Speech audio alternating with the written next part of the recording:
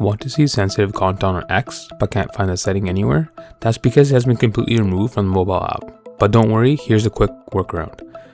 First, step out of the app entirely and open a web browser like Safari or Chrome on your phone and go directly to x.com.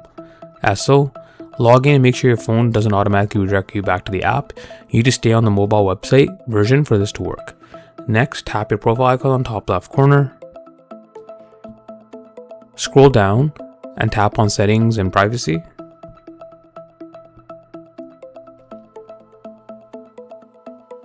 And then select Privacy and Safety. From there, tap on Content You See.